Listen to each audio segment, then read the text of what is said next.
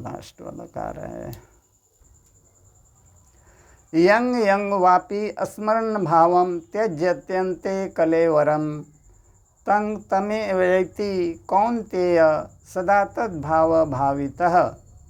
यह मनुष्य अंतकाल में जिस जिस भी भाव को स्मरण करता हुआ प्राण का त्याग करता है, उसी उसी भाव को वह मृत्यु के समय भी प्राप्त कर लेता है। अर्थात जिस भाव का हम सदैव चिंतन करते रहते हैं, मृत्यु के समय भी प्रायः उसी का स्मरण होता है। तो मृत्यु के समय हमें अपने मोक्ष के द्वार को पाने के लिए, उसके अंदर प्रवेश करने के लिए हमें सदैव परमात्मा के ध्यान में स्थित होने का अभ्यास करते रहना होगा। तभी हम मृत्यु के समय उनका स्मरण करके मोक्ष को प्राप्त कर सकेंगे।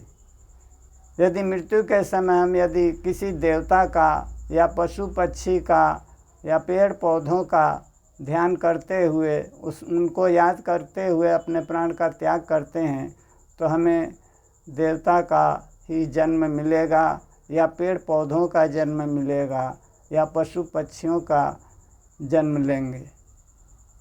तो कहने का अर्थ, जिस भी भाव को, जिन वस्तुओं का, जिन प्राणियों का चिंतन हम करेंगे मृत्यु के समय, उसी का जन्म हमें, अगला जन्म हमें प्राप्त होगा।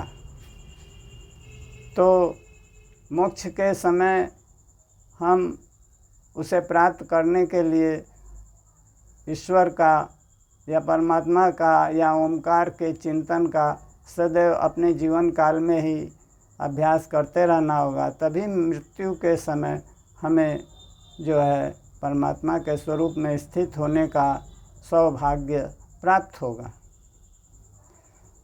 तो जो है अगला श्लोक है, यथा दीपो निवातस्थतो नेंगते सोपमा स्मृता योगिनो यत चित्तस्य युञ्जतो योगमात्मनः। जिस प्रकार वायु रहित स्थान में जहाँ हवा नहीं है, वहाँ दीपक स्थिर भाव से जलते रहता है, वह चलायमान नहीं होता, उसको जलने में कोई व्यवधान नहीं होता, वह स्थिर भाव से जलते रहता है। उसी प्रकार भगवान कृष्ण ने कहा है कि जो योगी स्थिर चित्त से अपने जीते हुए मन के द्वारा मेरे को सदैव स्मरण करता है, वह परम आनंद को प्राप्त हो जाता है, परम शांति को प्राप्त होता है। उसका मन इधर उधर भटकता नहीं और मेरे में सदैव के लिए स्थित हो जाता है, अर्थात अनन्य भाव से परमात्मा को प्राप्त हो जाता है। तो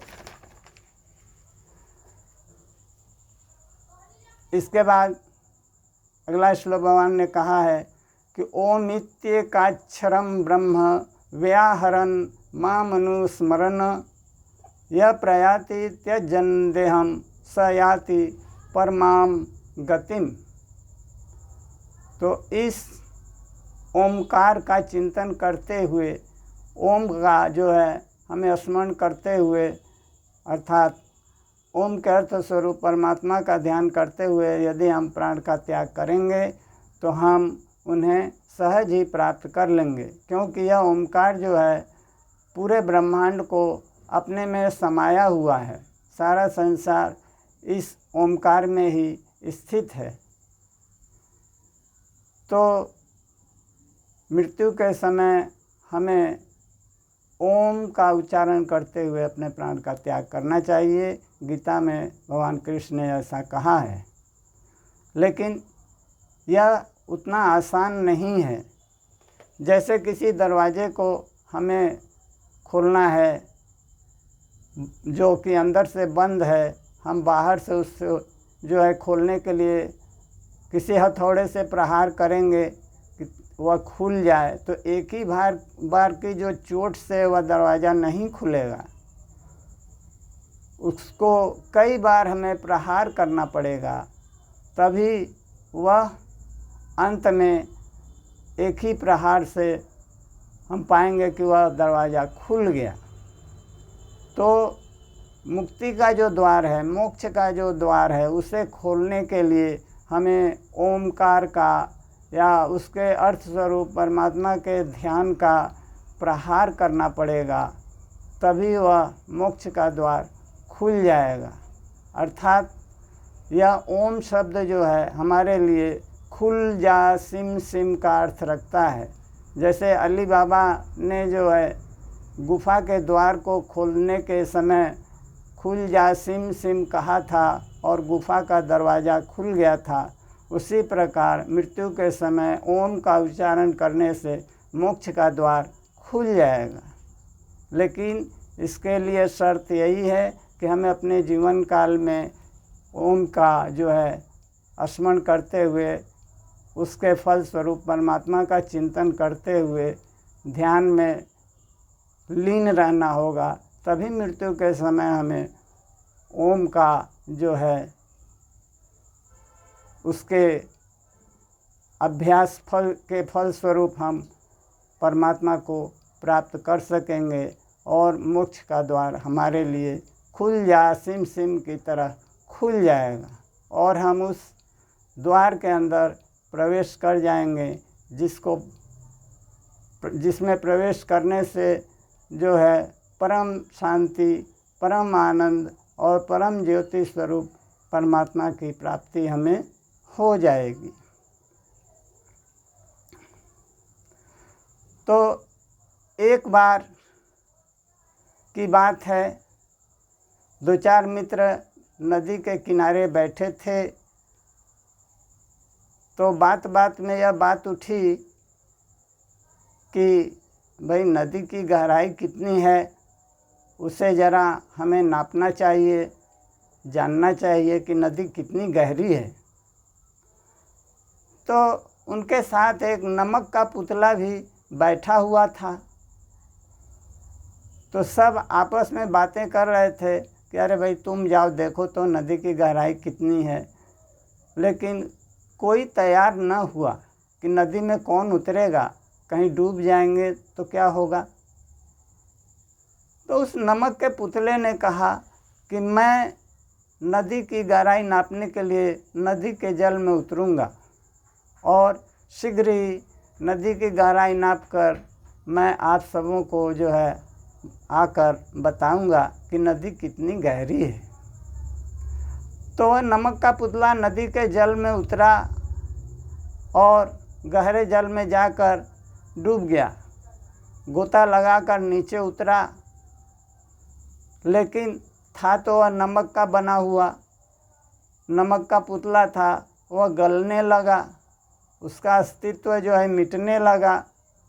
और उधर बाहर जो उसके जो मित्र बैठे हुए थे वह इंतज़ार करते रहे कि वह अब आएगा और हमें नदी की गहराई बतलाएगा कि नदी कितनी गहरी है।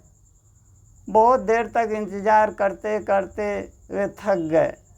अब वे आपस में बोलने लगे कि अब वह नमक का पुतला लगता है अब डूब गया, अब वह नहीं निकलेगा, चलो हम सब अपने अपने घर चलते हैं। और वे अपने अपने घर को चले गए। और इधर नमक का पुतला तो गल के नदी के जल में मिलकर नदी का जल ही बन गया, उसका कोई अस्तित्व न रहा।